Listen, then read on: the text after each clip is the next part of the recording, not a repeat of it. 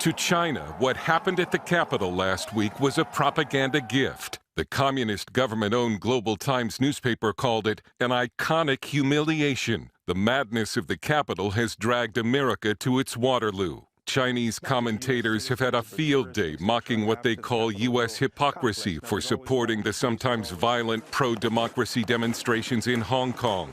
Meanwhile, China has been busy trying to show the world that it offers a better, more stable and prosperous way, and that its economy has recovered from coronavirus while other nations are still stuck in lockdowns. Last week, a New York Times writer even suggested China's system is better than ours, saying citizens of China don't have freedom of speech, but they have the freedom to move around and lead a normal day-to-day life. In a pandemic year, many of the world's people would envy this most basic form of freedom.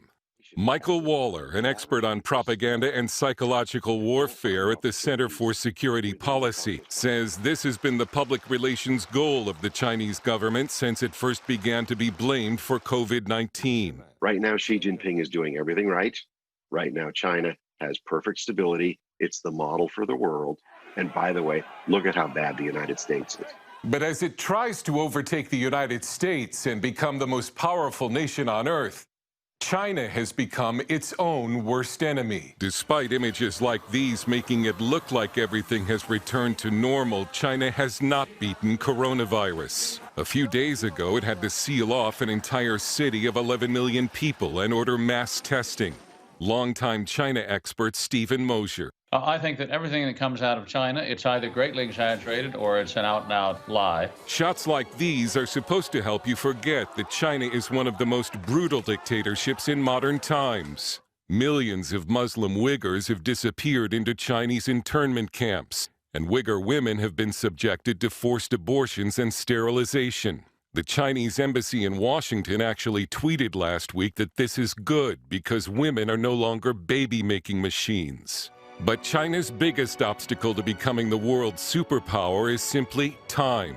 China is on track to be the first major economy that will grow old before it achieves widespread prosperity because of its disastrous one-child policy. China has killed off a half of the last two generations. 400 million Chinese, unborn Chinese, were eliminated. They've created a demographic trap for themselves, and they're falling into it. Because of aging, China will need to import foreign workers in 10 years. In 30 years, 1/3 of its population will be elderly. Chinese immigrant Helen Raleigh is the author of Backlash: How China's Aggression Has Backfired.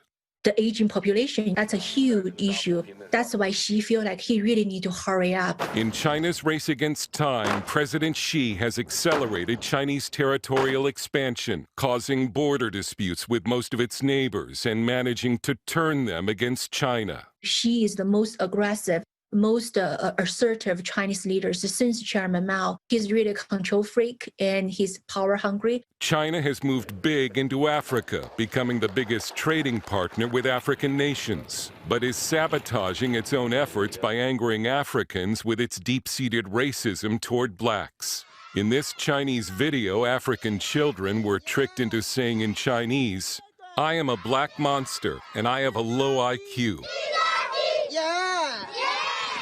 McDonald's had to apologize after a restaurant posted this sign saying no blacks allowed. And this commercial from Chinese TV portrays a laundry detergent so strong, it can wash away the skin color of a black man.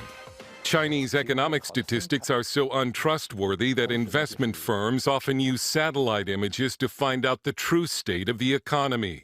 No responsible economist or investment professionals will trust any official data out of China. The economic numbers out of China are not a reflection of reality at all. The Chinese economy is in a recession. The recession is getting deeper as we speak. Last year, at the 70th anniversary of the founding of China's communist government, President Xi said, "No force can stop China." But the Chinese government's own policies are doing a pretty good job. Dale Hurd, CBN News.